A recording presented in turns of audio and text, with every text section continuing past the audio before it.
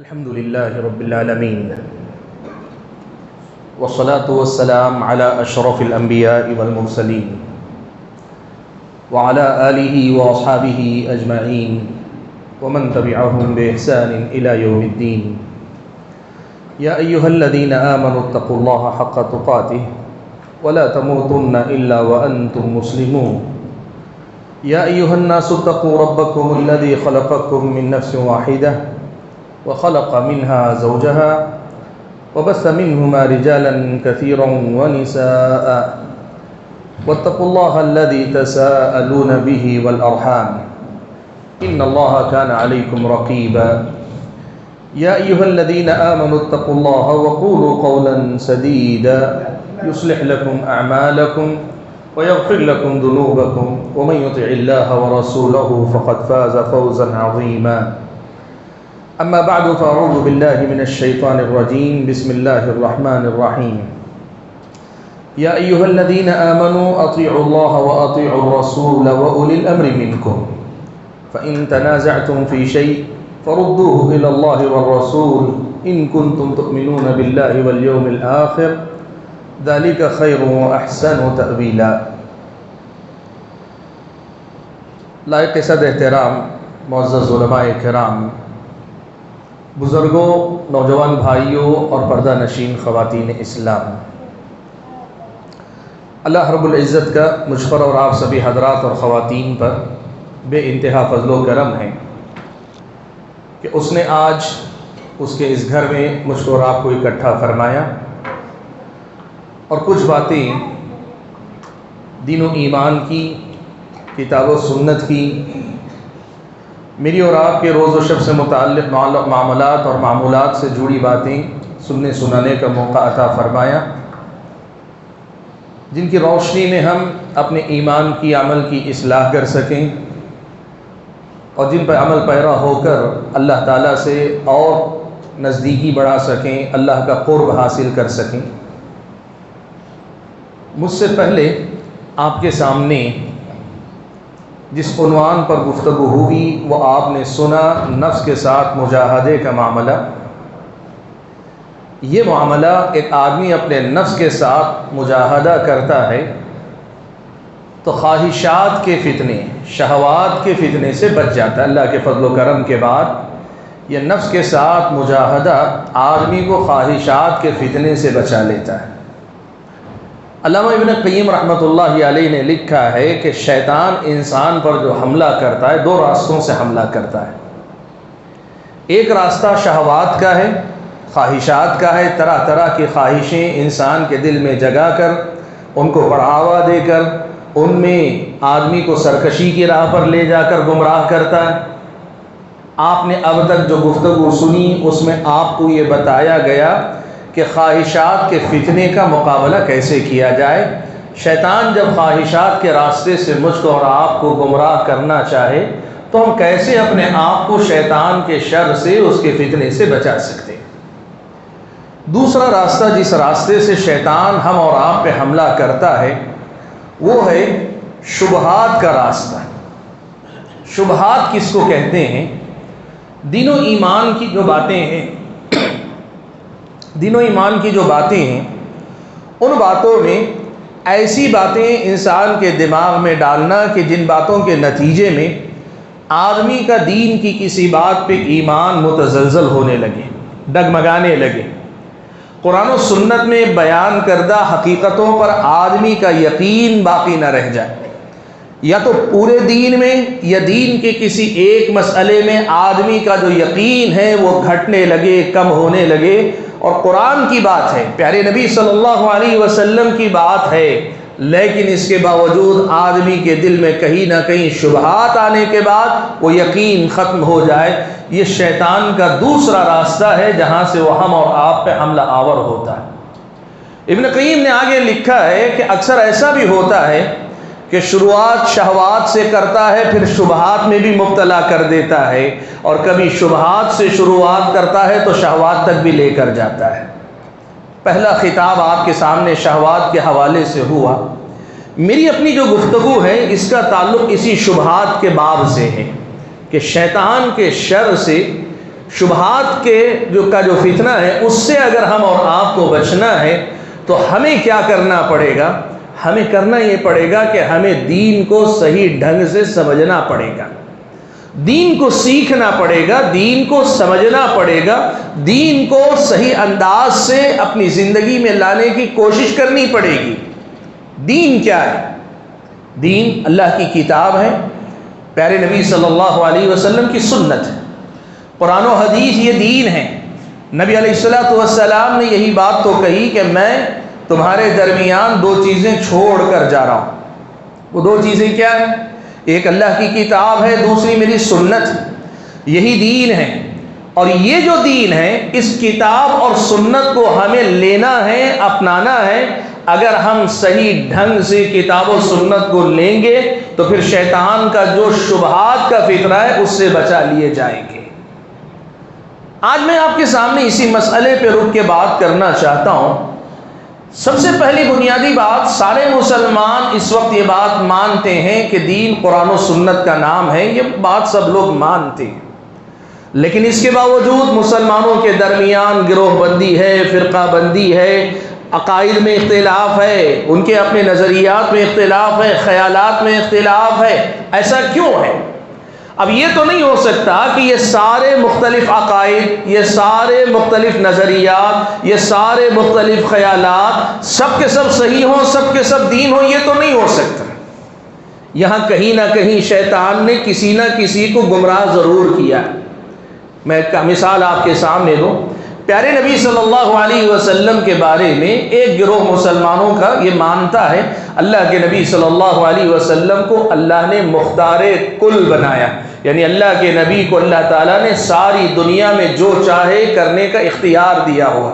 اللہ کے نبی اپنی مرضی سے کسی کو بھی موت دے سکتے ہیں، حیات دے سکتے ہیں، کسی کا بھی نفع کر سکتے ہیں، کسی کا بھی نقصان پہنچا سکتے ہیں۔ امت کا ایک طبقہ اس کو مانتا ہے، مسلمانوں میں سے کچھ لوگ یہ عقیدہ رکھتے ہیں، اور وہیں ہم اور آپ یہ بات جانتے ہیں، مانتے ہیں کہ یہ اختیار مختار کل تو اللہ تعالیٰ ہے، اللہ کے علاوہ کوئی نہیں۔ وہ اللہ تعالیٰ ہے جس کے ہاتھ میں ہر چیز کا اختیار ہے۔ پیارے نبی صلی اللہ علیہ وسلم اللہ کے نبی ہیں، لیکن اللہ کے نبی مختار کل نہیں ہیں۔ اب یہاں دو باتیں میں آپ کے سامنے رکھ رہا ہوں۔ اب یہ تو نہیں ہو سکتا کہ یہ دونوں باتیں صحیح ہوں، یہ دونوں باتیں صحیح ہوں، یہ تو نہیں ہو سکتا۔ دونوں میں سے کوئی ایک صحیح ہوگا، دوسرا غلط ہوگا۔ دونوں میں سے کسی ایک پر شیطان نے شبہات کے ذریعے حملہ کیا جس کی وجہ سے وہ ایک بات کو مان رہا ہے یا نہیں مان رہا ہے۔ دونوں میں سے کوئی ایک ہی ہدایت پر ہو سکتا ہے، دونوں کے دونوں صحیح نہیں ہو سکتے۔ یہ جو مسئلہ ہے شبہات کا، اصل میں آج ہم اور آپ کو اسی مسئلے کو سمجھنے کی ضرورت ہے کہ قرآن اور سنت اگر ہمارے اور آپ کے پاس ہیں اور قرآن و سنت ہی دین ہے، تو پھر دین کے نام پہ اتنے عقائد، اتنے نظریات، اتنے خیالات، اتنے آراء، یہ ساری چیزیں کیوں ہیں لوگوں کے اندر؟ اس کی وجہ یہ ہے کہ لوگ قرآن و سنت کو لینے کا دعویٰ تو کرتے ہیں، لیکن قرآن و سنت کو ویسے نہیں لیتے جیسے اللہ نے لینے کا حکم دیا ہے۔ لوگ قرآن و سنت کو اپناتے تو ہیں، اپنے آپ کو کہتے ہیں میں قرآن و سنت کا ماننے والا، لیکن وہ قرآن و سنت کو ماننے کے معاملے میں اس انداز پہ نہیں چل رہے جس انداز پہ چلنے کا اللہ تعالیٰ نے ان کو حکم دیا تھا۔ میں آپ کے سامنے کچھ مثالیں دیتا ہوں، سمجھ میں آئے گی بات۔ آپ کو سب سے پہلے کچھ لوگ ایسے ملیں گے جو یہ کہیں گے بھائی ہمیں قرآن کافی ہے، قرآن کو اللہ تعالیٰ نے کتاب مبین کہا، ہر چیز کو کھول کر بیان کرنے والی کتاب کہا، مجھے کتاب یعنی اللہ تعالیٰ کی کتاب کافی ہے، حدیث رسول کی مجھے ضرورت نہیں۔ ظاہر بات ہے اللہ کے نبی کی حدیثوں کو چھوڑ کر ایک آدمی قرآن سمجھنا چاہے گا، جو دین اسے سمجھ میں آئے گا اس دین سے الگ ہوگا جو قرآن و سنت دونوں کو ملا کے سمجھتا ہے۔ کچھ لوگ ہیں جو قرآن کے ساتھ حدیث رسول کو لینے کی بات کرتے ہیں، لیکن ان کے پاس ضابطہ یہ ہے کہ حدیث رسول میں سے جو حدیث ہماری عقل سے ٹکرائے گی ہم اس حدیث کو نہیں لیں گے، بقیہ حدیثوں کو ہم لوگ لیں گے۔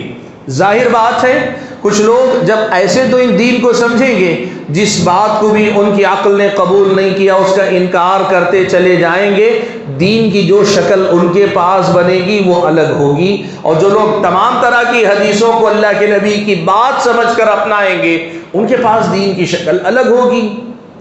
آگے آپ بڑھ کر دیکھیں کچھ لوگ ایک ضابطہ اور رکھتے ہیں، وہ کیا ہے؟ قرآن ہے، سنت ہے، یعنی قرآن اور حدیث ہے، اور اس کے بعد ہماری سمجھ میں قرآن حدیث جیسے آ رہے ہیں ہم ویسے اپنائیں گے۔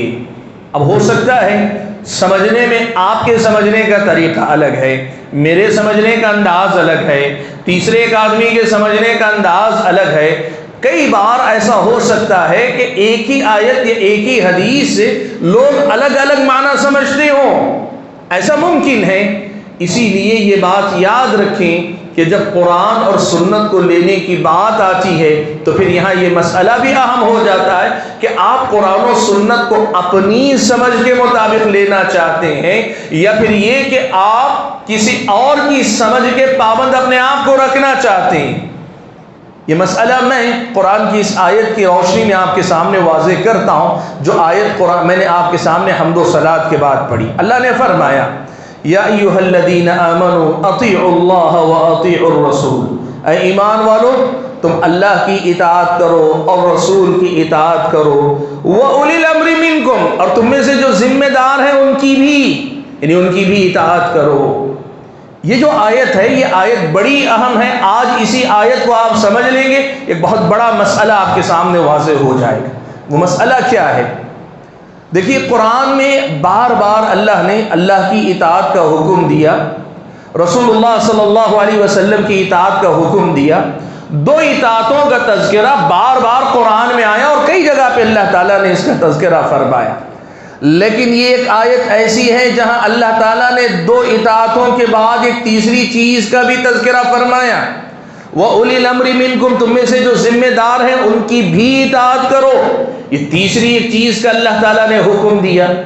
آپ نے بارہا سنا ہے نا، ہم اہل حدیث ہیں اور اہل حدیث ہم ہمیشہ یہ کہتے ہیں اہل حدیث کے دو اصول، اطیعوا اللہ واطیعوا الرسول، ہمیشہ یہ کہتے ہیں۔ لیکن آپ اس آیت کو اگر سمجھ سکیں تو سمجھیں کہ اس میں اللہ نے تیسری ایک بات بھی کہی، اطیعوا اللہ واطیعوا الرسول وَأُولِي الْأَمْرِ مِنْكُمْ، تم میں سے جو ذمہ دار ہیں ان کی بھی اطاعت کرو۔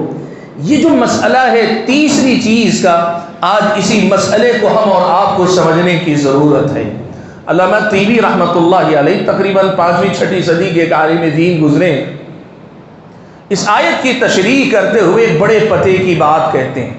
وہ کہتے ہیں کہ دیکھو اللہ تعالیٰ نے ان میں 3 اطاعتوں کا تذکرہ کیا ہے۔ اللہ کی اطاعت کا تذکرہ کیا تو کہا اطیعوا اللہ، لفظ اطاعت کا مستقل ذکر کیا۔ اس سے یہ سمجھ میں آتا ہے کہ کوئی بات اللہ تعالیٰ کی طرف سے آتی ہے تو وہ بات قبول ہی ہونی چاہیے، اللہ کی اطاعت ہونی ہی چاہیے، اس میں مزید کسی دائیں بائیں دیکھنے کی ضرورت نہیں۔ اطیعوا اللہ، اللہ کی اطاعت کرو۔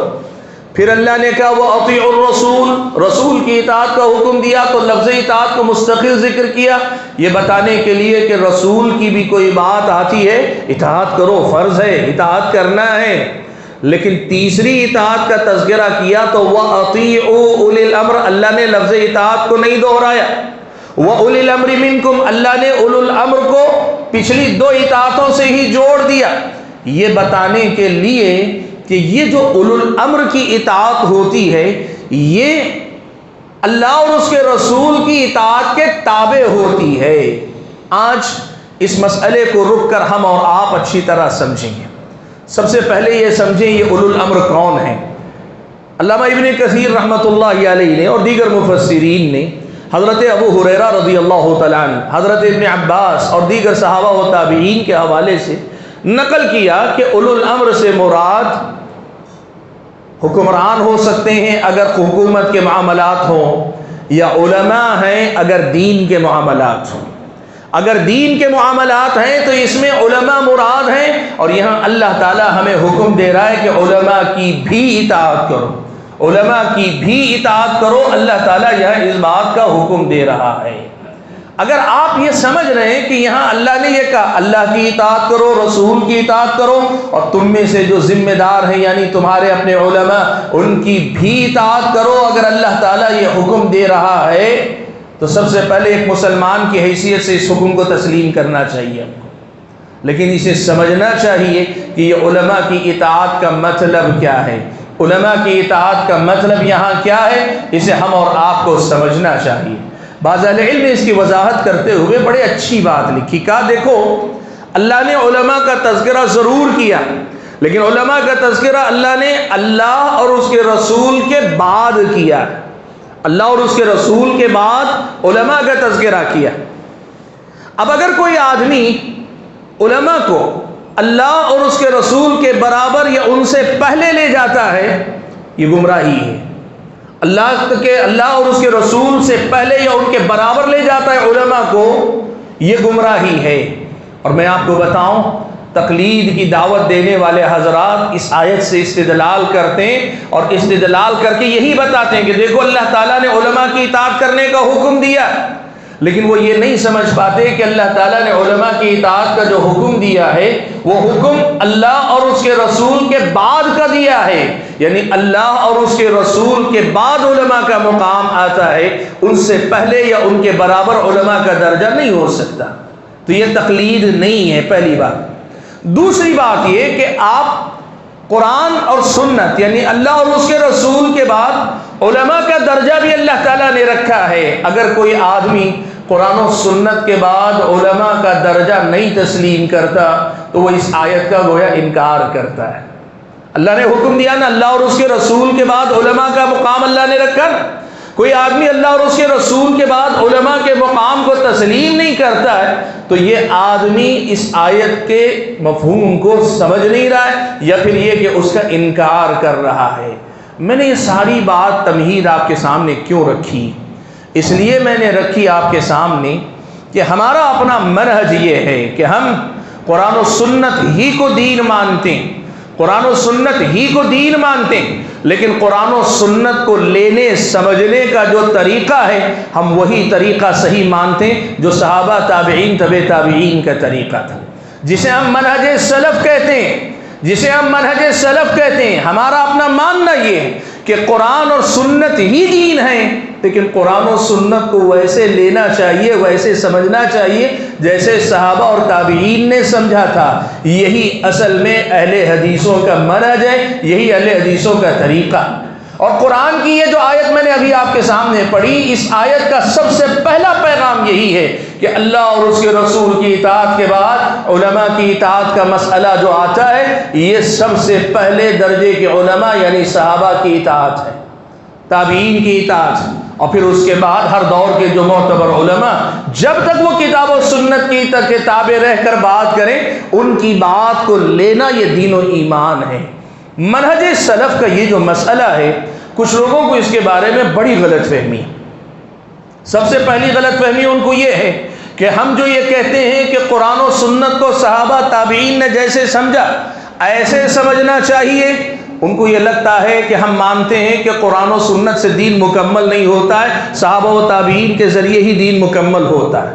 غلط ہے، آپ سمجھیں اس بات کو، بات وہی جو قرآن میں آئی، بات وہی جو حدیث رسول میں آئی، لیکن قرآن کی بات کا مطلب کیا ہے میں اور آپ سمجھیں اور صحابہ سمجھیں۔ تو مسئلہ اصل میں یہاں قرآن و سنت کے بعد مزید کسی چیز کو زبردستی دین میں داخل کرنے کا نہیں ہے۔ منہج سلف جب ہم کہہ رہے ہیں تو اس کا مطلب یہ ہوتا ہے کہ قرآن اور سنت کو سمجھنے کا طریقہ وہ ہونا چاہیے جو صحابہ و تابعین کا تھا۔ ہم جب کہتے ہیں منہج سلف تو اس کا مطلب کسی تیسری چیز کی طرف دعوت الگ سے نہیں دے رہے ہیں، یہ قرآن و سنت ہی کی طرف دعوت دے رہے ہیں۔ ایک مثال سے بات کو واضح کرتا ہوں، قرآن مجید کی آیت ہے لا تلقوا بأیدیکم الی التہلکہ، لا تلقوا بأیدیکم الی التہلکہ۔ حضرت ابو ایوب انصاری رضی اللہ تعالیٰ عنہ قسطنطینیہ کی جنگ میں شریک تھے۔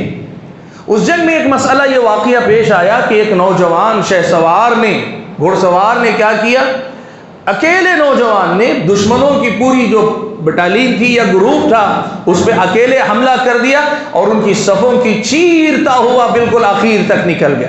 پھر پلٹ کر وہاں سے حملہ کیا تو چیرتا ہوا واپس آ کے مسلمانوں کی صف میں شامل ہو گیا۔ عام طور پر اکیلا آدمی پورے گروہ پہ حملہ کرے تو کیا ہوتا ہے، پورا گروہ مل کر اس کی جان لے سکتا ہے، یہ اپنی جان کو ہلاکت میں ڈالنے والی شکل نظر آ رہی۔ جیسے ہی یہ منظر دیکھا نا تو تو کچھ لوگوں نے فوراً قرآن مجید کی آیت کریمہ پڑھی کہ اللہ کہتا ہے لا تلقوا بأیدیکم الی التہلکہ، تم اپنے آپ کو ہلاکت میں مت ڈالو۔ یہ جو تم نے حملہ کیا نا، یہ اپنے آپ کو ہلاکت میں ڈالنے والی بات ہے، یہ جائز نہیں ہے۔ حضرت ابو ایوب انصاری رضی اللہ تعالیٰ عنہ وہاں موجود تھے، انہوں نے اس آیت کو سامنے رکھ کر لوگوں کو سمجھایا کہ دیکھو یہ جو آدمی کر رہا ہے کام، میدان جنگ میں ایسی بہادری کی ضرورت پیش آتی ہے، میدان جنگ میں ایسی شجاعت اور ایسی بہادری کی ضرورت پیش آتی ہے۔ اور آیت میں اللہ تعالیٰ نے اس جہاد سے روکا نہیں۔ تم لوگ آیت سے استدلال جہاد سے روکنے یا دشمن پر حملہ کرنے سے روکنے کے لیے استدلال کر رہے ہو، جبکہ یہ آیت کریمہ اللہ تعالیٰ نے جہاد پر ابھارنے کے لیے اتاری۔ کہنے لگے کہ ہمارے اپنے انصار کے بارے میں آیت نازل ہوئی، ہم نے جب مسلمانوں کی ابتدائی فتوحات ہوئی تو جنگوں میں ابتدائی فتوحات کے بعد ہم نے کھیتی باڑی میں اپنے آپ کو لگا لیا، ہل خرید لیے اور ہل زمین جوتنے میں لگ گئے۔ اس موقع پہ اللہ نے یہ آیت اتار کر یہ کہا کہ تم جہاد چھوڑ کر زراعت میں لگو گے تو تم اپنے آپ کو ہلاکت میں ڈالو گے، ایسی غلطی مت کرو۔ حضرت ابو ایوب انصاری رضی اللہ تعالیٰ عنہ نے سمجھایا کہ اس آیت سے تم ایک آدمی کو جہاد سے روکنے کے لیے استدلال کر رہے ہو، جبکہ یہی آیت جہاد پہ ابھارنے والی آیت ہے۔ کیا بتانا چاہتا ہوں، دیکھیے ایک مسئلہ ہمیشہ یاد رکھیے کہ جب آپ اور میں قرآن مجید پڑھتے ہیں اور قرآن مجید پڑھ کر ہم اس کا ایک معنی سمجھتے ہیں، یہ معنی صحیح بھی ہو سکتا ہے، ہم غلطی بھی کر سکتے ہیں۔ معنی کو سمجھنے میں ہم غلطی کر سکتے ہیں، جیسے ان لوگوں سے غلطی ہوئی آیت کا معنی سمجھنے میں۔ لیکن اگر یہی معنی صحابہ جب سمجھتے ہیں، صحابہ جب سمجھاتے ہیں، ہمارے مقابلے میں ان کی سمجھ زیادہ صحیح ہوتی ہے، غلطیوں سے زیادہ پاک ہوتی ہے۔ ہم جب منہج سلف کہتے ہیں تو ہمارے کہنے کا مطلب یہ ہے وہی قرآن ہے، وہی سنت ہے، دین وہی ہے، لیکن اس آیت کا، اس حدیث کا معنی جو صحابہ نے سمجھا ہے وہ معنی زیادہ صحیح ہوتا ہے، وہ معنی زیادہ حقیقت سے قریب ہوتا ہے، وہ معنی درستگی سے قریب ہوتا ہے۔ اور اس کے مقابلے میں اگر ہم اپنی سمجھ کی بات کریں گے تو اس میں غلطی کا امکان زیادہ ہوتا ہے۔ آج جن لوگوں کو منہج سلف کی اس تعبیر پر، منہج سلف کی اس دعوت پر اعتراض ہے، آج آپ یہ بات نوٹ کر کے دیکھ لینا، ان میں اور آپ میں جو مقابلہ ہے وہ اتباع کتاب و سنت کا اصل میں نہیں۔ وہ بھی کہتے ہیں ہم قرآن و سنت کو مانتے ہیں، ہم بھی کہتے ہیں قرآن و سنت کو مانتے ہیں۔ فرق اس کا ہے کہ وہ قرآن و سنت کو اپنی سمجھ سے سمجھنا چاہتے ہیں اور ہم یہ کہتے ہیں کہ قرآن و سنت کو ہم صحابہ کی سمجھ کے مطابق لیں گے۔ آپ بتائیں پھر دین کی کون سی شکل زیادہ صحیح ہوگی؟ قرآن و سنت کو اپنے اپنے دماغ کے حساب سے سمجھنا، اپنے اپنے انداز میں سمجھ لینا، یا پھر یہ کہ صحابہ نے جیسے دین کو سمجھا تھا ویسے سمجھنا؟ آپ کو میں بتاؤں، تاریخ میں یہ بات ہمیشہ یاد رکھیں، جتنی بدعتیں وجود میں آئیں نا، جتنی گمراہیاں وجود میں آئیں، ان کی بنیادی غلطیوں میں سے ایک اہم غلطی یہی تھی، وہ قرآن و سنت کو اپنے دماغ سے سمجھنا چاہتے تھے۔ آج بھی جو لوگ، جن لوگوں کو منہج سلف کی اس تعبیر پہ اعتراض ہے، آج آپ دیکھ لو قرآن کی یا حدیث کی کتنی باتوں پہ ان کو اعتراض ہے۔ کیوں؟ وہ اپنے دماغ سے قرآن و سنت کو سمجھنے کی دعوت دیتے ہیں، وہ اپنے حساب سے سمجھتے ہیں، اور قرآن کی آیتوں پر، حدیثوں پہ ان کو اعتراض ہوتا ہے۔ کتنی بخاری کی حدیثوں پہ اعتراض کرتے ہیں، کیوں؟ اس لیے کہ وہ اپنے دماغ سے سمجھنے کی بات کرتے ہیں۔ تو منہج سلف دین میں کمی کا دعویٰ کرنے والی بات نہیں، دین کو صحیح انداز سے سمجھنے کی دعوت دینے والی بات ہے۔ اور یہ منہج سلف کی دعوت دینا یہ ہمارا اعزاز ہے، ہماری پہچان ہے، یہ ہماری کمی نہیں۔ میں نے سنا ایک صاحب یہ کہہ رہے تھے کہ یہ لوگ منہج سلف کی دعوت دیتے ہیں، یہ ان کی بہت بڑی گمراہی۔ نہیں، یہ گمراہی نہیں، یہ ہدایت ہے۔ قرآن کے الفاظ میں یہ ہدایت ہے، یہ گمراہی نہیں ہے۔ قرآن میں اللہ تعالیٰ نے کیا کہا پتہ ہے؟ اللہ نے فرمایا فَإِنْ آمَنُوا بِمِثْلِ مَا آمَنْتُمْ بِهِ فَقَدِ اهْتَدَوْا۔ اللہ نے کہا اگر یہ یہود و نصارہ تمہاری طرح ایمان لے آئیں، جیسے ایمان تم لائے ویسے، یعنی صحابہ سے مخاطب ہو کر کہا جیسے تم ایمان لائے ہو ویسے ایمان لے آئیں تو یہ ہدایت یافتہ ہو گئے۔ کیا مطلب؟ قرآن کی اس آیت میں اللہ تعالیٰ نے صاف کر دیا کہ جو آدمی صحابہ کی طرح ایمان لاتا وہ ہدایت پر ہے۔ منہج سلف کی بات کرنا گمراہی نہیں، منہج سلف کی بات کرنا عین ہدایت ہے، اور جو آدمی منہج سلف کو نہیں مانتا، یہی آیت بتاتی ہے وَإِن تَوَلَّوْا فَإِنَّمَا هُمْ فِي شِقَاقٍ، اگر یہ لوگ رخ موڑ کر جاتے، ایمان نہیں لاتے، یا ایمان ویسے نہیں لاتے جیسے تم ایمان لائے ہو، تو پھر یہ اختلاف میں پڑ رہے ہیں، یہ اختلاف میں پڑ رہے ہیں۔ ایک آدمی یہ کہے منہج سلف کی دعوت دینا گمراہی ہے، تو اس آدمی کو سب سے پہلے سمجھنے کی ضرورت ہے کہ منہج سلف عین ہدایت کا نام ہے، گمراہی نہیں۔ ہم یہ کہہ رہے ہیں کہ دین قرآن و سنت ہے، لیکن قرآن و سنت کو تمہاری سمجھ کے مطابق سمجھنا ہے، ہماری اپنی سمجھ کے مطابق سمجھنا ہے، یا صحابہ تابعین تبع تابعین نے سمجھا ان کی سمجھ کے مطابق سمجھنا، یہ فرق ہے تم میں اور ہم میں۔ اور یہ بھی میں نے سنا کہ وہ یہ بھی کہہ رہے ہیں کہ منہج سلف کی پیروی ضروری ہے، اس کی کوئی دلیل نہیں ہے۔ کہہ رہے ہیں کہ منہج سلف کی پابندی کرنا ضروری ہے، اس کی کوئی دلیل نہیں۔ میں آپ کو آئیے بتاتا ہوں، قرآن کی آیتیں پڑھ کر آپ کو بتاتا ہوں کہ اللہ تعالیٰ نے منہج سلف کی، یعنی صحابہ تابعین تبع تابعین کے طریقے پہ چل کر ایمان لانے کا حکم ہمیں اللہ تعالیٰ نے دیا۔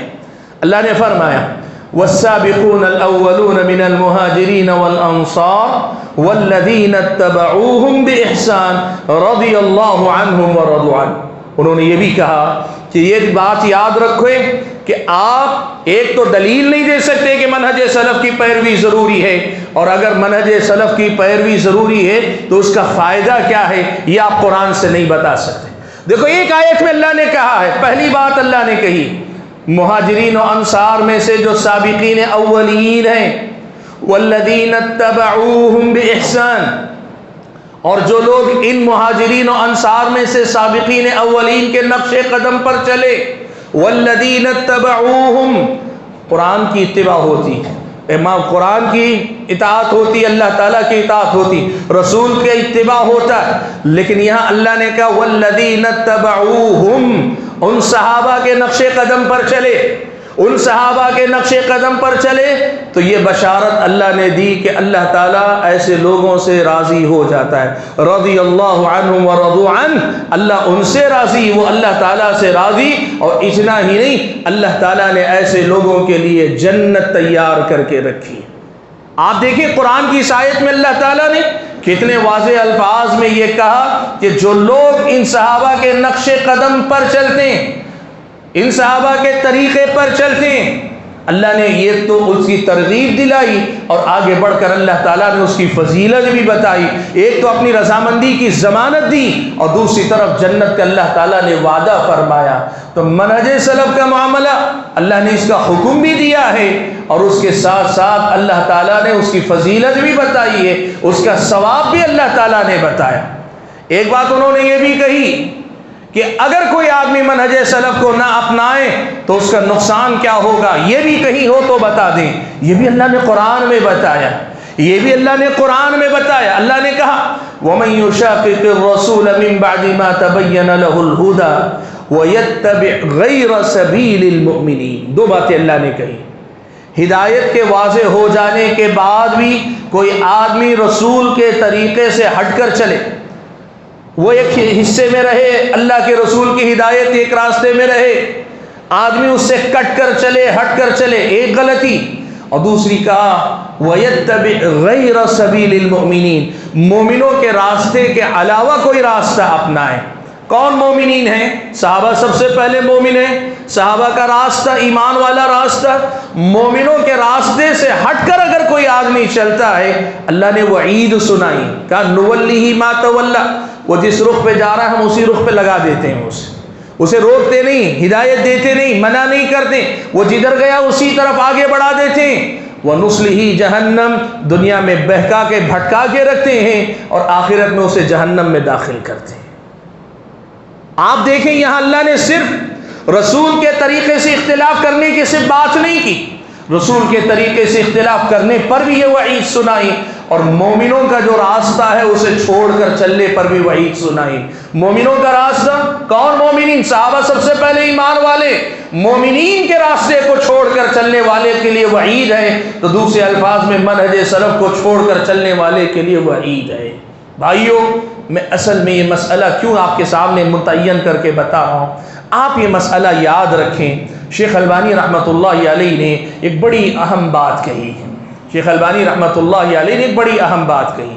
وہ کہتے ہیں کہ اگر کوئی یہ سمجھتا ہے کہ ہماری جو دعوت ہے، اہل حدیثوں کی جو دعوت ہے، وہ یہ دعوت ہے کہ تم آؤ، ہر ایرا غیرہ نتھو خیرہ آئے، آ کر خود قرآن لے، پڑھ لے، سمجھ لے، حدیث لے، پڑھ لے، سمجھ لے، اور جو سمجھ میں آیا اسی کو دین مان کر عمل کر لے، یہ ہماری دعوت ہے. اگر کوئی ایسا سمجھتا ہے، یہ سمجھنے والا اگر کسی دوسرے مسلک کا ہے، ہم پہ الزام لگا رہا ہے.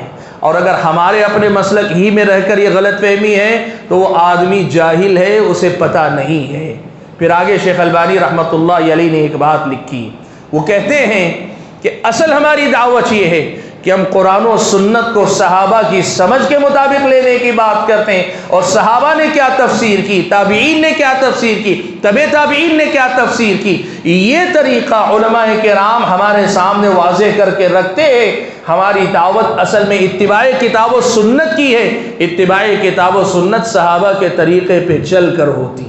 صحابہ کے طریقے پہ چل کر اتباع کتاب و سنت ہوتی ہے.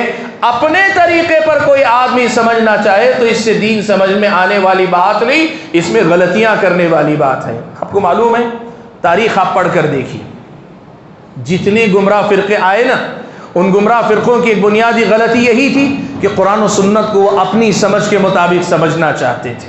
جیسے خوارج کا فرقہ، یہ فرقہ اس نے قرآن کی آیت سے استدلال کیا. واقعہ کیا ہوا؟ حضرت معاویہ اور حضرت علی رضی اللہ تعالیٰ عنہ اجمعین کے درمیان جنگ ہوئی. جنگ کے دوران اس بات پر اتفاق ہوا کہ حضرت علی کی طرف سے اور حضرت معاویہ کی طرف سے، دونوں کی طرف سے دو نمائندوں کو منتخب کریں گے اور ان کو حکم بنا دیں گے، فیصلہ کرنے والا بنا دیں گے، اور وہ جو فیصلہ کریں گے ہم لوگ طے کر لیں گے، اس کو مان لیں گے. اب مسئلہ یہ ہوا کہ انسانوں میں سے ان لوگوں نے حکم بنا لیے، انسانوں ہی میں سے انہوں نے حکم یعنی فیصلہ کرنے والے بنا لیے. تو اس مسئلے پر خوارج نے کیا کیا پتہ ہے آپ کو؟ خوارج نے قرآن کی آیت سے استدلال کیا، کہا ان الحکم الا للہ. اللہ نے کہا ہے کہ حکم یعنی فیصلے کا اختیار تو صرف اللہ تعالیٰ کو ہے، حکم یا فیصلے کا اختیار تو صرف اللہ کو ہے، اور ان لوگوں نے انسانوں کو فیصلہ کرنے والا بنا لیا. اس طرح یہ لوگ کافر ہو گئے. قرآن کی آیت سے استدلال کیا. لوگوں نے آ کے حضرت علی سے کہا، وہ لوگ قرآن کی آیت سے استدلال کر کے بتا رہے کہ آپ نے کفر کا کام کیا ہے. حضرت علی ابن ابی طالب رضی اللہ تعالیٰ عنہ نے کہا کلمۃ حق ارید بہ الباطل، کہا کہ بات تو صحیح اس لیے کہ اللہ کا کلام ہے، قرآن کی آیت ہے، وہ تو حق ہے، لیکن ارید بہ الباطل، جو سمجھ انہوں نے اس کی سمجھی ہے، یہ اصل میں وہ باطل کے پیچھے لگے ہوئے اور اپنے باطل عقیدے کے لیے صحیح آیت سے غلط استدلال کر رہے ہیں. مسئلہ کیا ہے؟ خوارج کی گمراہی اصل میں یہی تھی کہ قرآن کی آیت انہوں نے اپنے دماغ سے سمجھا، اپنے حساب سے سمجھا. قرآن کی آیت گمراہ کرنے والی نہیں، لیکن قرآن کی آیت کو سمجھنے والوں کی غلطی ہے. اور آج کے دور میں بھی ایسی مثالیں بہت سی ملیں گی. قرآن برحق ہے، حدیث رسول برحق ہے، لیکن جو سمجھنے والے لوگ ہیں ان کی اپنی غلطیاں ان کے اپنے دین و ایمان کو نقصان پہنچانے والی بنتی. ہوا کیا دیکھیں. اب یہ مسئلہ آگے بڑھا، خوارج ہی کا مسئلہ. حضرت ابن عباس رضی اللہ تعالیٰ عنہما نے حضرت علی سے اجازت لی، کہا میں جاتا ہوں، جا کے ان خوارج سے بات کرتا ہوں. بات کی تو حضرت ابن عباس نے خوارج سے پوچھا کہ بھئی ذرا یہ بتاؤ کہ تمہارے اپنے حساب سے کیا ایسی غلطی تم دیکھتے ہو جس کی وجہ سے تم نے حضرت علی کے خلاف کفر کا فتویٰ بھی دیا، ان کے خلاف جنگ لڑنے کے لیے تیار. ان لوگوں نے جو غلطی کی تھی نا، وہ یہی غلطی تھی کہ قرآن کی آیت اپنی سمجھ سے لے رہے تھے اور اپنی سمجھ کے مطابق سمجھ کر مسلمانوں کو کافر قرار دینے والی غلطی کر رہے تھے. ایسے موقع پہ حضرت ابن عباس نے کیا کیا؟ ان کو سمجھایا، اور سمجھاتے ہوئے جو باتیں ان کے سامنے رکھی، ایک بات یہ بھی تھی کہ دیکھو یہ قرآن مجید انہی انصار اور مہاجرین کے سامنے نازل ہوا، انہی کے درمیان انہی کے بارے میں نازل ہوا. لیکن اس کے باوجود جو سمجھ تم سمجھ رہے ہو، جو معنی تم آیت کا لے رہے ہو، یہ معنی سمجھ کر تمہارے ساتھ ان میں سے کوئی نہیں آیا، ان میں سے کوئی تمہاری طرف نہیں آیا۔ اس سے پتہ چلتا ہے کہ تمہاری سمجھ اگر صحیح ہوتی تو صحابہ یعنی مہاجرین و انصار میں سے کوئی نہ کوئی تمہاری طرف بھی ہوتا، لیکن سارے کے سارے اسی طرف ہیں، تو اس کا مطلب یہ ہوا کہ آیت کا معنی سمجھنے میں تم سے غلطی ہو رہی ہے۔ حضرت ابن عباس رضی اللہ تعالیٰ عنہما نے ان کے سامنے جو بات رکھی وہ یہی کہ آیت سے استدلال تو کر رہے ہو، لیکن آیت کا جو معنی تم سمجھ رہے ہو یہ تمہاری اپنی سمجھ کے مطابق ہے اور غلط ہے، لیکن اس کے مقابلے میں صحابہ و تابعین نے جو معنی سمجھا وہ معنی صحیح ہے، اسی وجہ سے وہ حضرت علی اور حضرت معاویہ کی طرف کھڑے، تمہاری طرف کوئی نہیں آئے۔ حاضرین گرامی، بات کو مختصر کرتے ہوئے میں ایک نقطے کی طرف آپ کو لانا چاہتا ہوں، بہت سیدھی اور آسان سی بات ہے۔ دیکھیں، حضرت عمران ابن حسین رضی اللہ تعالیٰ عنہ کے سامنے اور ایسے ہی سلف صالحین میں سے کئی لوگوں کے سامنے کچھ لوگ آتے تھے، یہ کہتے تھے کہ بھائی یہ حدیثیں ہم کو مت سناؤ، حدیثیں مت سناؤ، صرف قرآن سناؤ، قرآن اللہ کا کلام اتنی عظمت والی کتاب ہے۔ تو انہوں نے ایک بات بڑی اہم کہی، کہا انا واللہ لا نرضى بالقرآن بدلا ولكننا نريد من هو اعلم بالقرآن منا۔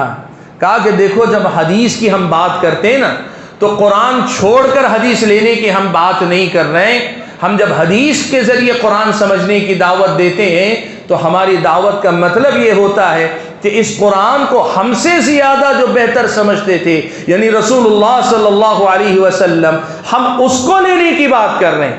قرآن کے ساتھ حدیث کی اگر ہم بات کر رہے ہیں تو قرآن کو چھوڑ کر حدیث لینے کی بات نہیں کر رہے ہیں، قرآن کو نبی علیہ الصلوۃ والسلام جو ہم سے زیادہ بہتر سمجھتے تھے ان کے طریقے کے مطابق لینے سمجھنے کی بات کر رہے ہیں۔ آج میں آپ کے سامنے کہوں، منہج سلف کی بات بھی اصل میں یہی ہے۔ جب ہم منہج سلف کی بات کرتے ہیں تو قرآن و سنت کو چھوڑنے یا قرآن و سنت کو نامکمل یا قرآن و سنت کو ادھورا کہنے والی بات نہیں، بلکہ ہم یہ دعوت دے رہے ہیں کہ اس قرآن و سنت کو ہم سب سے زیادہ بہتر طریقے سے جو سمجھتے تھے ان کی سمجھ کے مطابق لیں گے، تبھی ہم غلطی کرنے سے بچیں گے، یا ان آیتوں کو سمجھنے میں جو کوتاہی ہو سکتی ہے اس سے ہم اور آپ بچ پائیں گے۔ آپ دیکھو، یہ بات قرآن مجید میں اللہ تعالیٰ نے کئی جگہ پہ کہی ہے۔ اللہ تعالیٰ نے ہم اور آپ سے یہ بات کہی کہ اہدنا الصراط المستقیم۔ سورہ فاتحہ ہر نماز میں پڑھو اور اس میں یہ دعا کرو کہ اللہ تعالیٰ ہمیں صراط مستقیم پہ چلا۔ پھر صراط مستقیم کی وضاحت کی، صراط الذین انعمت علیہم، یہ صراط مستقیم کن کا راستہ ہے؟ جن پر تیرا انعام ہوا، جن پر تیرا انعام ہوا ان کا راستہ صراط مستقیم ہے۔ اور انعام کس پر ہوا؟ قرآن مجید کی دوسری آیت میں اللہ نے فرمایا اولئک الذین انعم اللہ علیہم من النبیین والصدیقین والشہداء والصالحین۔ اللہ تبارک و تعالیٰ نے 4 قسم کے لوگوں کا تذکرہ کیا کہ جن پر اللہ کا انعام ہوا، اس میں انبیاء ہیں، صدیقین ہیں، شہداء ہیں، صالحین ہیں۔ ظاہر بات ہے انبیاء کے بعد صدیقین، شہداء اور صالحین، اس میں سب سے پہلے صحابہ ہی آتے ہیں۔ اللہ نے صراط مستقیم پہ چلنے کا حکم دیا اور صراط مستقیم کی علامت یہ بتائی کہ یہ ان کا راستہ ہے جو انبیاء تھے، جو شہداء تھے، صدیقین تھے، صالحین تھے۔ تو اس کا مطلب یہ ہوا کہ اللہ تبارک و تعالیٰ نے منہج سلف پر چلنے کی دعوت دی، اللہ تعالیٰ نے منہج سلف کو اپنانے کی ترغیب دی ہے۔ سلف صالحین کے منہج کو اپنانا یہ ہمارے اور آپ کے دین کی سلامتی کا راستہ۔ سلف صالحین کے منہج کو اپنانا اپنے دین کو شبہات سے یا دین کے سمجھنے میں ہونے والی غلطیوں سے بچانے کا راستہ۔ سلف صالحین کے راستے کو اپنانا دراصل نئے نئے فتنوں کا دروازہ کھولنے سے اپنے آپ کو بچانا اور روکنا ہے۔ میں آپ کو مثال دے کر بتاتا ہوں۔ دیکھیے، آپ اگر قرآن مجید کی تفسیر کی بات کریں یا حدیث رسول کی تشریح کی بات کریں، بہت سی آیتیں ایسی ہیں جن آیتوں سے لوگوں نے استدلال کیا۔ جیسے میں ایک مثال آپ کے سامنے دیتا ہوں، قرآن مجید کی ایک آیت ہے، اللہ نے فرمایا وَلَوْ أَنَّهُمْ إِذ ظَّلَمُوا أَنفُسَهُمْ جَاءُوكَ فَاسْتَغْفَرُوا اللَّهَ وَاسْتَغْفَرَ لَهُمُ الرَّسُولُ لَوَجَدُوا اللَّهَ تَوَّابًا رَحِيمًا۔ یہ اللہ تبارک و تعالیٰ نے منافقین کا تذکرہ کیا ہے۔ اللہ کے نبی کی زندگی میں ایک واقعہ یہ پیش آیا کہ منافقین نے پیچھے اپنی مجلسوں میں بیٹھ کر کچھ تدبیریں کی، کچھ چال چلی، اور اللہ تعالیٰ کے بتانے پہ پکڑے بھی گئے، رسوا بھی ہوئے۔ اللہ نے ان کا حال بیان کرتے ہوئے کہا وَلَوْ أَنَّهُمْ إِذ ظَّلَمُوا أَنفُسَهُمْ، جب انہوں نے اپنے نفسوں پہ ظلم کیا تھا، جَاءُوكَ، اگر آپ کے پاس آئے ہوتے، فَاسْتَغْفَرُوا اللَّهَ، خود بھی اللہ سے استغفار کیے ہوتے، وَاسْتَغْفَرَ لَهُمُ الرَّسُولُ، رسول اللہ صلی اللہ علیہ وسلم بھی ان کے لیے استغفار کرتے، تو لَوَجَدُوا اللَّهَ تَوَّابًا رَحِيمًا، تو اللہ تعالیٰ کو توبہ قبول کرنے والا، رحم کرنے والا پاتے۔ اب یہ آیت ہو گئی، واقعہ آپ کو بتایا میں نے، یہ منافقین کا مسئلہ تھا، لیکن آپ کو معلوم ہے آج یہی آیت پڑھ کر ایک بڑا طبقہ اس بات کی دعوت دیتا ہے کہ ہمیں اللہ کے نبی کی قبر کے پاس جانا چاہیے، جا کر اللہ کے نبی سے کہنا چاہیے کہ اللہ کے نبی آپ ہمارے لیے استغفار کیجئے، اور اللہ کے رسول ہمارے لیے استغفار فرمائیں گے، اللہ ہمارے گناہ معاف کرے گا۔ قرآن کی آیت پڑھ کر بتاتے ہیں، یہی آیت پڑھ کر بتاتے ہیں۔ اب آپ بتائیں، بہت سیدھا سا مسئلہ ہے، قرآن کی آیت کے بارے میں وہ کہتے ہیں، ہم اگر ان سے کہیں کہ یہ آیت منافقین کے بارے میں نازل ہوئی تھی تو وہ کہتے ہیں قرآن کی آیت تو قیامت تک کے لیے ہے نا، قیامت تک کے لیے قرآن کی آیت ہے، تو اب بھی اس پہ عمل ہو سکتا ہے، اب بھی عمل ہو سکتا ہے۔ وہ کیسے؟ جب ہم گناہ کریں گے، ہم اللہ کے نبی کی قبر کے پاس آئیں گے، اور آ کر ہم اللہ کے نبی کی قبر کے پاس اللہ کے نبی سے کہیں گے اللہ کے نبی آپ ہمارے لیے استغفار کیجئے، اللہ کے پاس ہماری معافی دلا دیجئے، تو اللہ تعالیٰ ہمارے گناہوں کو معاف کرے گا۔ آپ اس کا جواب کیسے دیں گے؟ ان کی غلطی کو کیسے واضح کریں گے؟ ان کی غلطی کو واضح کرنے کے جو راستے ہیں ان میں سے ایک راستہ یہ ہے کہ یہی آیت اللہ کے نبی کی زندگی کے بعد صحابہ نے پڑھی کہ نہیں پڑھی؟ پڑھی کہ نہیں پڑھی؟ پڑھی نا صحابہ نے۔ تو کیا صحابہ ایسے ہی جب غلطی کرتے قبر نبی صلی اللہ علیہ وسلم کے پاس آ کر کہتے اللہ کے نبی معافی دلا دیجئے، استغفار کروا دیجئے؟ نہیں کرتے تھے صحابہ ایسا نہیں کرتے تھے۔ تو اس کا مطلب یہ ہوا کہ اس آیت پر اللہ کے نبی کے انتقال کے بعد اس انداز سے عمل کرنا گمراہی ہے۔ اس آیت پر اللہ کے نبی کی زندگی کے بعد اس طرح سے عمل کرنا گمراہی ہے۔ قبر نبی کے پاس آ کر یہ مطالبہ رکھنا کہ آپ ہمارے لیے استغفار کیجئے، یہ گمراہی ہے، اسی لیے صحابہ نے نہیں کیا۔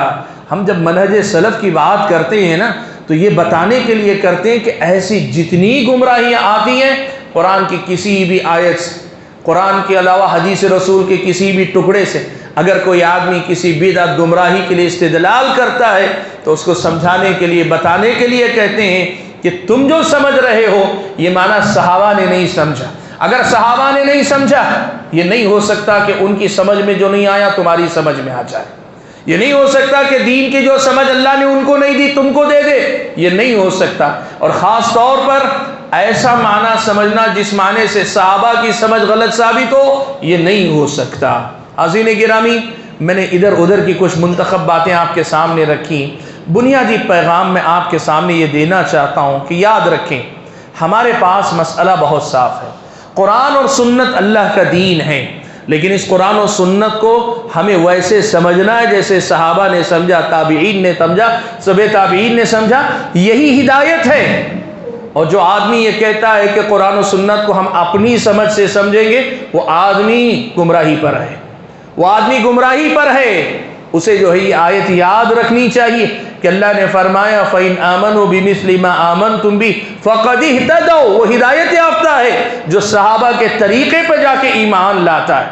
اللہ نے ہدایت کہا ہے، اور پھر یہ کہنا کہ اللہ تبارک و تعالیٰ نے اس کا حکم نہیں دیا ہے، وقت اجازت نہیں دیتا، ورنہ میں آپ کے سامنے کہوں 100 سے زیادہ قرآن کی آیتیں ایسی ہیں جن میں صحابہ کے نقش قدم پر چلنے کی یا تو ترغیب یا فضیلت یا حکم یا چلنے والوں کے بلند درجات، ایسے اللہ تعالیٰ نے صحابہ کے نقش قدم پر چلنے کی ترغیب دلائی۔ 100 سے زیادہ قرآن میں ایسی آیتیں ہیں، اور ایک آدمی کہتا ہے کہ کوئی قرآن میں کہیں ہو تو بتاؤ کہ اللہ نے منہج سلف پہ چلنے کی بات کی، صحابہ تابعین تبع تابعین کے نقش قدم پر چلنے کی ترغیب اللہ نے دلائی۔ 100 سے زیادہ قرآن کی آیتیں اور حدیث رسول کی بات کریں تو اللہ کے نبی صلی اللہ علیہ وسلم نے کتنی احادیث میں یہ بات بیان فرمائی کہ میری جو صدی ہے، خیر الناس قرنی، میری جو صدی ہے اس صدی کے لوگ سب سے اچھے لوگ ہیں۔ اچھی کس میں ہوں گے؟ ایمان میں، علم میں، عمل میں، اخلاق میں، کردار میں، دین کی سمجھ میں، سب میں اچھے ہوں گے۔ ایسا تو نہیں ہو سکتا کہ علم میں اچھے نہیں، دین کی سمجھ میں اچھے نہیں، صرف عمل میں اچھے ہوں، ایسا تو نہیں ہو سکتا۔ صحابہ دین میں سب سے اچھے ہیں، یعنی اس کے علم میں اچھے، اس کی سمجھ میں اچھے، اور اس پر عمل کرنے میں بھی صحابہ سب سے اچھے۔ خیر الناس قرنی، اللہ کے نبی نے کہا سب سے اچھے ہیں صحابہ، اور اللہ کے نبی صلی اللہ علیہ وسلم نے صحابہ کے بارے میں یہ بات صاف طور پہ مکرر بیان فرمائی کہ بعد میں آنے والے لوگ خیر میں رہیں گے جب تک وہ اپنے سے پچھلے لوگوں کے نقش قدم پر چلیں گے، یعنی صحابہ تابعین تبع تابعین کے نقش قدم پر رہیں گے۔ یہ بات اللہ کے نبی نے کئی مقامات پہ بیان فرمائی۔ بتانا کیا؟ بتانا یہ ہے کہ کہنے والے اپنی باتیں کہتے رہیں گے، آپ کو اس پہ خوش ہونا چاہیے کہ ہم قرآن و سنت پہ عمل بھی کرتے ہیں تو قرآن و سنت کے اس معنی و مطلب کو سمجھ کر کرتے ہیں جو اللہ کے نبی نے صحابہ کو پڑھایا، صحابہ نے تابعین کو پڑھایا، تابعین نے تبع تابعین کو پڑھایا، ہم اس سمجھ کو لیتے ہیں۔ ایسا نہیں کہ ہم قرآن و سنت کو ناقص، ادھورا، نامکمل مان کر ان چیزوں کو زبردستی دین میں داخل کرنے کی بات کر رہے ہیں، ایسا نہیں ہے۔ آپ کو بتاؤں میں، صحابہ دیکھیں، قرآن کی ایک آیت کے ذریعے میں آپ کو بتاتا ہوں کہ کئی بار قرآن کے ظاہری الفاظ سے جو معنی آپ سمجھتے ہیں، سمجھنے میں آپ غلطی کر سکتے ہیں۔ قرآن مجید کی آیت کریمہ نازل ہوئی، وَكُلُوا وَاشْرَبُوا حَتَّى يَتَبَيَّنَ لَكُمُ الْخَيْطُ الْأَبْيَضُ مِنَ الْخَيْطِ الْأَسْوَدِ مِنَ الْفَجْرِ۔ حضرت عدی ابن حاتم کہتے ہیں یہ آیت کریمہ نازل ہوئی یہ رمضان کے مہینے میں کب تک آدمی سحری کھا سکتا ہے، اس کا وقت بتاتے ہوئے اللہ نے فرمایا وَكُلُوا وَاشْرَبُوا، کھاؤ اور پیو یہاں تک کہ سفید دھاگا سیاہ دھاگے سے نمایاں ہو کر دکھائی دینے لگے۔ تمہیں جو ہے سفید دھاگے اور سیاہ دھاگے یعنی سفید اور کالے دھاگے میں فرق نظر آنے لگے۔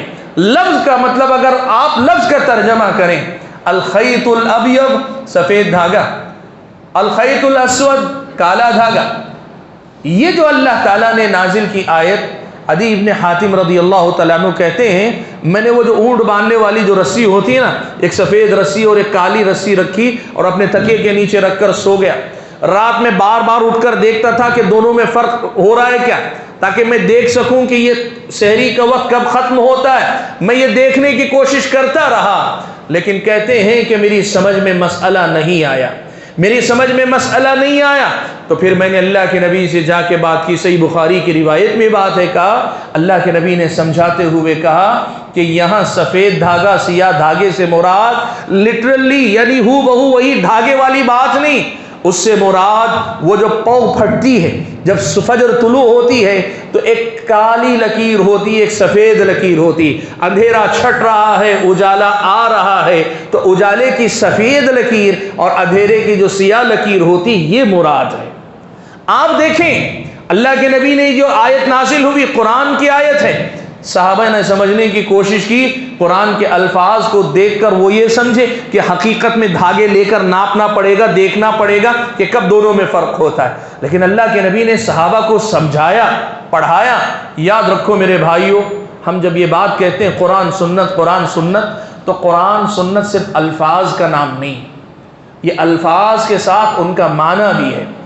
صحابہ نے اللہ کے نبی سے جو چیز لی، قرآن کے الفاظ اور حدیث کے صرف الفاظ لے کر پہنچا نہیں دیا، قرآن کے حدیث کے الفاظ کے ساتھ ان الفاظ کا معنی بھی صحابہ نے سمجھا۔ ایسے ہی صحابہ نے تابعین کو آیات اور احادیث ان کے حوالے کی تو صرف الفاظ نہیں دے دیے، ان الفاظ کا معنی و مطلب کیا ہے یہ بھی انہوں نے تابعین کو بتایا، تابعین نے تبع تابعین کو بتایا۔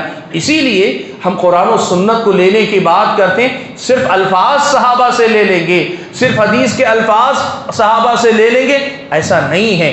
الفاظ بھی انہی کی سند سے آئیں گے اور اس کا معنی و مطلب بھی انہی صحابہ کی طرف سے آئے گا، اور اس کو لینا ہی سلفیت ہے، اس کو لینا منہج سلف ہے، اور یہی اتباع کتاب و سنت ہے۔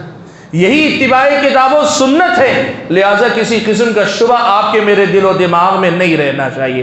حاضرین گرامی، بات کو میں ختم کرتے ہوئے جو پیغام آپ حضرات اور خواتین کو دینا چاہتا ہوں وہ یہ کہ شبہات کے فتنوں سے بچنے کے لیے دین کا علم اور دین کا صحیح علم، دین کی صحیح سمجھ ضروری ہے، اور دین کی صحیح سمجھ وہ ہے جو قرآن و سنت کو صحابہ کے طریقے پر سمجھا کر پڑھا کر ہم اور آپ کو حاصل ہو سکتی ہے۔ جب ہم اور آپ صحابہ، تابعین، تبع تابعین نے دین کو جیسے سمجھا ویسے سمجھنے کی کوشش کرتے ہیں، تب حقیقت میں ہم قرآن و سنت کو لینے والے بن رہے ہیں، ورنہ ہم قرآن و سنت کے الفاظ تو صحابہ سے لے رہے ہیں، تابعین سے لے رہے ہیں، تبع تابعین سے لے رہے ہیں، معنی ہم اپنی سمجھ سے لینے کی کوشش کریں گے تو یہ ہماری اور آپ کی غلطی ہوگی۔ اللہ سے دعا کیجئے کہ اللہ تعالیٰ مجھے اور آپ سبھی حضرات اور خواتین کو یہ جو صحابہ کا منہج ہے، صحابہ کا جو طریقہ ہے، اسی طریقے پہ چل کر قرآن و سنت کو اپنی زندگی میں اپنانے کی توفیق عطا فرمائے۔ اور جو لوگ اس غلط فہمی میں جیتے ہیں کہ اگر وہ قرآن و سنت کو ڈائریکٹ اپنی سمجھ سے سمجھتے ہیں تو وہ قرآن و سنت کو لے رہے ہیں، اللہ ان کو سمجھ دے کہ یہ آپ غلطی کی راہ پر ہیں۔ ہدایت صحابہ کے طریقے پہ چلنے میں ہے، صحابہ کے طریقے سے ہٹنا اختلاف میں پڑنا اور ہدایت سے دور ہونے والی بات ہے۔ اللہ سے دعا کیجیے کہ اللہ تعالیٰ ان کو بھی سمجھ عطا فرمائے اور سب لوگوں کو اس دین پہ عمل پیرا ہونے کی توفیق عطا فرمائے۔ آمین۔ وآخر دعوانا الحمد للہ رب العالمین۔